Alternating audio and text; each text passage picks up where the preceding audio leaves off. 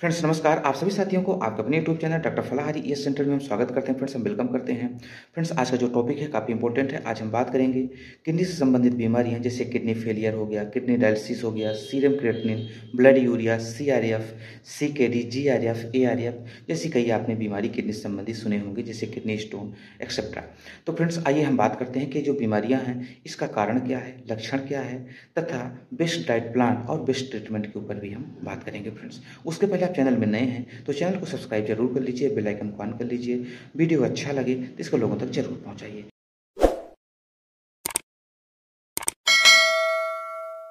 तो फ्रेंड्स आइए हम बात करते हैं सबसे महत्वपूर्ण टॉपिक के ऊपर कि किडनी से संबंधित जो बीमारियां हैं पूरा हम होल में बात करेंगे। फ्रेंड्स किडनी संबंधित जो बीमारी है उसमें लक्षण क्या क्या देखने को आपको मिलते हैं।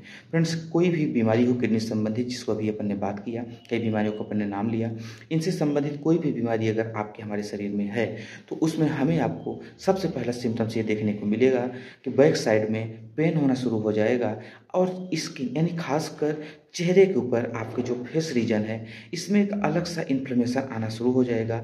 उसमें आप कोई भी देख के समझ सकता है कि इनको कहीं ना कहीं कोई बीमारी है, क्योंकि सबसे पहला चीज़ जो सिम्टम्स बताने का हमारा जो बॉडी का पार्ट्स है वो है फेस।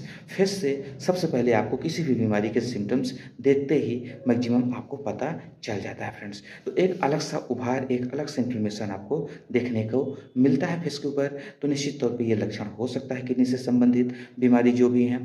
आगे हम बात करेंगे फ्रेंड्स कि शरीर में इन्फ्लेमेशन आना शुरू हो जाता है, स्पेशली पैरों में, हाथों में एक अलग सा स्वेलिंग आना शुरू हो जाती है। इडिमा जैसे सिम्टम्स आपको देखने को मिलता है कि आप वहाँ पे अंगुली से पुश करेंगे तो वहाँ पे गड्ढे हो जाएंगे, जैसे छोड़ देंगे तो देखते देखते उसमें से पुनः उभार आ जाता है। इसके साथ साथ शरीर के अंदर पानी का भराव बहुत ज़्यादा होना शुरू हो जाता है, यूरिन में बहुत ज़्यादा प्रॉब्लम होना शुरू हो जाती है। कई बार पेशाब करने के पहले पेन होता है यानी कि दर्द का एहसास होता है और कई बार यूरिन के बाद भी होता है।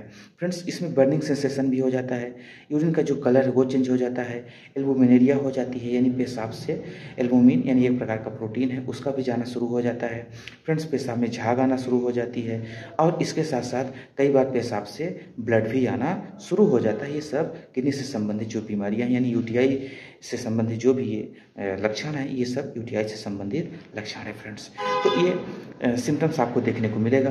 पेशेंट के शरीर में बिल्कुल भारीपन आ जाता है, उसको ऐसा लगेगा कि हमारा बहुत ज़्यादा वजन बढ़ गया है, उसको उठने बैठने तक में काफ़ी ज़्यादा तकलीफ देखने को मिलती है। तो आइए फ्रेंड्स हम बात करते हैं कि इसका कारण क्या हो सकता है।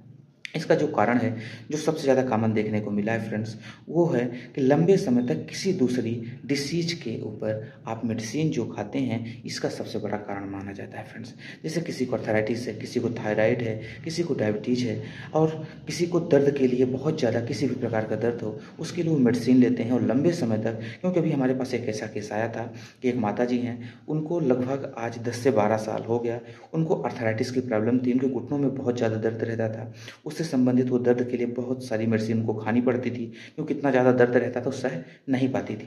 तो ये मेरे पास केस आया था, उसी के अकॉर्डिंग अपन ये वीडियो भी बनाना चाहा। फ्रेंड्स तो वो लंबे समय से पेन किलर खाती आई, अब कंडीशन ये है कि उनका ना तो लीवर काम कर रहा है, ना किडनी काम कर रहा है, नागपुर से भी वो रिटर्न हो चुकी हैं। डॉक्टर ये बोले हैं कि अब ले जाइए, इनके घर में अब सेवा कीजिए, मतलब कि अब उनके बस की बात नहीं रह गई है, या कि किडनी ट्रांसप्लांट कराएं, लीवर ट्रांसप्लांट कराएं, तो इतना बजट हर आदमी के पास रहता नहीं है। फ्रेंड्स तो आइए हम लोग बात करते हैं अपने पॉइंट में। दूसरा कारण फैटी फूड भी हो सकता है, स्पाइसी फूड हो सकता है, बहुत ज़्यादा एल्कोहलिज्म भी हो सकता है। बहुत ज़्यादा जो लोग सुबह से शाम तक दारू पीते रहते हैं, शराब पीते रहते हैं, तो किडनी की जो सेल होती हैं वो धीरे धीरे डेड होना शुरू हो जाती हैं, यानी कि वो इनेक्टिव होना शुरू हो जाती हैं और पेशेंट किडनी डिसीज के रोगी हो जाता है। यानी कि आगे इसका जो लक्षण कारण देखने को मिला है फ्रेंड्स वो ये भी देखने को मिला है कि बहुत सारे लोगों को मेडिसिन यानी कि लंबे समय तक वो जो NS वाटर होता है उसको भी वो डायरेक्ट फिल करवाते हैं और आपको पता है कि NaCl पाया जाता है, और जब हम डायरेक्ट सोडियम क्लोराइड को इस्तेमाल करते हैं, नमक को इस्तेमाल करते हैं, तो हमारी बॉडी उसको ज़रूरत भर कर लेती है और शरीर से बाहर निकाल देती है। लेकिन जब वेंस के माध्यम से जाता है तो डायरेक्ट हमारी किडनी में भी इफेक्ट करता है। यहाँ तक कि एक वीडियो है डॉक्टर विश्वरूप राय चौधरी जी की, हम डिस्क्रिप्शन बॉक्स में लिंक दे देंगे, आप देख लीजिएगा कि उन्होंने क्या कहा है, साइंटिफिक एविडेंस भी है। तो आइए हम आगे बात करते हैं फ्रेंड्स कि ये कई कारण हो सकते हैं। दूसरा कारण लंबे समय से कोई बीमारी रही हो, स्पेशली जैसे लीवर से संबंधित या आपकी डायबिटीज रही हो, उसके बाद भी ये लक्षण देखने को मिलता है। कुछ बार फ्रेंड्स आपको जेनेटिकली भी देखने को मिलता है कि जिनके पेरेंट्स को रहा हो या कि उनके कोई भी ब्लड रिलेशन में रहा हो तो उनको भी कई बार ये देखने को मिलती है। अब आगे हम बात करते हैं फ्रेंड्स कि अगर किसी को डिसीज हो जाए तो उसको बेस्ट ट्रीटमेंट क्या हो सकता है और उसका डाइट प्लान क्या हो सकता है। तो सबसे पहले हम डाइट प्लान के ऊपर बात करना चाहते हैं फ्रेंड्स कि डाइट प्लान सबसे पहले पेशेंट को जो रसोई की बनी चीज़ें हैं, नॉनवेज है, फास्ट फूड है और अल्कोहल है, इन सभी चीज़ों को तत्काल रोक देना चाहिए। उसको कच्ची चीज़ें ज़रूर देना चाहिए। लेकिन फ्रेंड्स डॉक्टर कई बार ये कहते हैं कि इसमें से पोटेशियम की मात्रा बढ़ सकती है, ये हो सकता है, लेकिन ऐसा नहीं है फ्रेंड्स।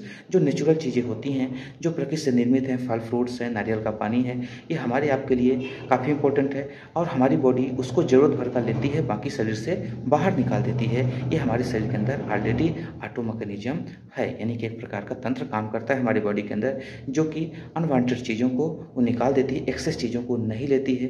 जितना ज़रूरत होता है उतना ही वो ऑब्जर्व करती है। तो फ्रेंड्स सबसे पहले तो पेशेंट को आपको करना क्या है कि body weight into 5 equal to जितना है, जैसे मान लीजिए आपका वजन 50 है तो 50 में आप 5 का गुणा करेंगे, इंटू मल्टीप्लाई करेंगे तो कितना होगा फ्रेंड्स, ये 250 ग्राम होगा। तो 250 ग्राम फ्रेंड्स उनको देना है एक बार में और इस तरीके से वो 4 से 5 बार 6 बार पेशेंट खा सकते हैं। लेकिन कच्ची चीज़ें ज़्यादा से ज़्यादा देना है। खाने में उनको लौकी की सब्ज़ी दे सकते हैं, पत्ते युक्त सब्जियां दे सकते हैं और नॉर्मल पतली आप रोटी भी दे सकते हैं, लेकिन पहले कच्ची चीज़ खाने के बाद। लेकिन एक बार में 250 ग्राम से ज़्यादा नहीं दें। अगर उनका 50 किलो वजन है तो 60 किलो है तो 5 से गुणा कर देंगे आप तो 300 हो जाएगा। इसी तरीके से जितना भी होगा उससे मल्टीप्लाई आप करेंगे तो उतना जितना भी आएगा उसके हिसाब से आप पेशेंट को दे सकते हैं, उसके बॉडी वेट के हिसाब से फ्रेंड्स। बाकी डाइट प्लान जो है हम डिस्क्रिप्शन बॉक्स में लिंक भी दे देंगे तो आप देख लीजिएगा। आगे बात करना चाहते हैं फ्रेंड्स कि इसके लिए एक और आपको करना पड़ेगा कि सुबह 7 बजे से शाम को 7 बजे तक ही उनको भोजन देना है। शाम 7 बजे से सुबह 7 बजे तक उनको सिर्फ आप थोड़ा सा लिक्विड चीज़ें दे सकते हैं, या कि ज़्यादा भूख लगे तो सिर्फ फ्रूट से ही आपको देना है, बाकी किसी भी प्रकार की और चीज़ें नहीं देना है, यहाँ तक कि मेडिसिन भी नहीं देनी है। अब फ्रेंड्स हम बात करेंगे कि जो अपने पास इलेक्ट्रोहोम्योपैथी के माध्यम से बहुत बेहतरीन ट्रीटमेंट है। अभी उस माता जी को जैसा आप अपन ने बताया कि उनको ये समस्या हो गई, डॉक्टर्स ना बोल चुके थे, वो कुछ भी खाती थी उनको तुरंत वोमिटिंग हो जाती थी। इस कंडीशन के लिए हमने जो रेमेडी उनको दिया है और आज छठा दिन है। आज जो तारीख है फ्रेंड्स वो है 19 तारीख, आप जोड़ लीजिए, लगभग हमने 12 या 13 तारीख उनको मेडिसिन दिया था और डाइट प्लान मेंटेन किया था। जब हम गए थे तो उनको हर 10 मिनट में कुछ भी दो, मुख में रखते ही वोमिटिंग हो जाती थी। लेकिन आज छठवां दिन है और कल से उनको वोमिटिंग नहीं आई है। मेडिसिन देने के बाद जो भी हमने दवाइयाँ और डाइट प्लान दिया है उसके लगभग 2 से 3 दिन के बाद उनकी जो वोमिटिंग आती थी वो लगभग रुक गई है, या कि 24 घंटा में एक आध बार आ जाती थी। तो फ्रेंड्स हमने उनको रेमेडी क्या क्या दिया है आइए हम बात करते हैं। सबसे पहले अगर किसी को भी ये समस्या है, डायलिसिस में है, तो आप यही डाइट प्लान देंगे और उसके लिए जो मेडिसिन हैं, जो रेमेडीज हैं इलेक्ट्रोहोम्योपैथी की, उसमें आपको C4, C17 और F1 को एक साथ D3 डाइल्यूशन लीजिए, उसको 100 ml बॉटल में लीजिए। उसमें से आप बिस्लरी वाटर हो या RO का पानी हो या कि आपके पास आशुद्ध जल हो यानी डिस्टिल्ड वाटर हो, उसको लेके 50 स्टॉक दीजिए और पेशेंट को हर 1 घंटा के अंतर में 10-10 बूंद उसको डायरेक्टली उसके मुख में आप डालते जाइए। अगर वोमिटिंग बहुत ज़्यादा आ रही है तो एस लेजिस्लेटिव, S10 और S12 को आपको देना चाहिए। हमने उनको S10, S12 और S लॉस को हमने कंटिन्यू उनको देना शुरू किया था, मतलब अल्टरनेट देते थे, पहले S10 को फिर S12 को, फिर इस तरीके से इसको करते गए और दिन में 2 बार हमने एस लेजिस्लेटिव को भी दिया था और उनको अब पूरी तरीके से लगभग 6 दिन के अंदर ही बहुत आराम मिल गया फ्रेंड्स, जिसको डॉक्टर्स ना बोल दिए थे। कभी आप आएँ तो मिलवा भी सकते हैं। रीवा नेपनिया में हैं, उनका घर है और हम वो चल नहीं सकती थी तो उनके घर से आए थे, मुझे लेके गए थे, मैं उनका पूरा सिम्टम्स उनके घर जाके देखा था।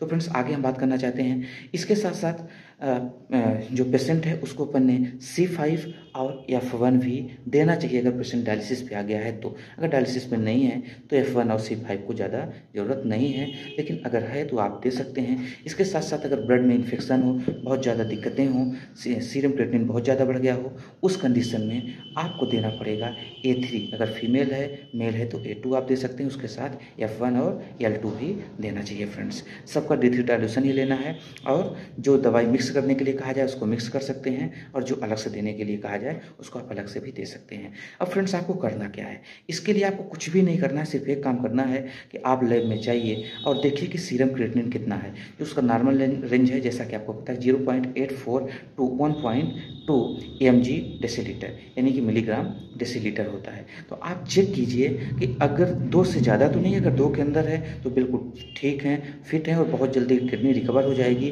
लेकिन 2 से ज़्यादा अगर है तो आपको डायलिसिस करवाना चाहिए फ्रेंड्स।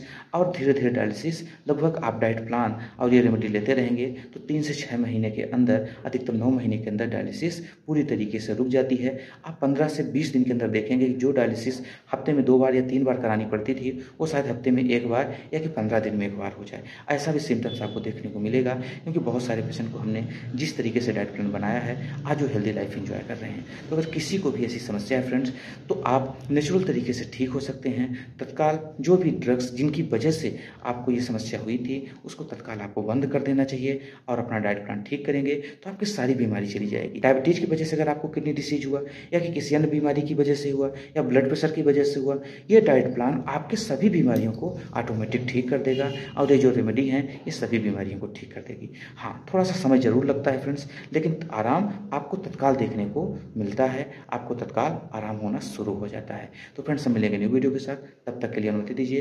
नमस्कार, बाय बाय।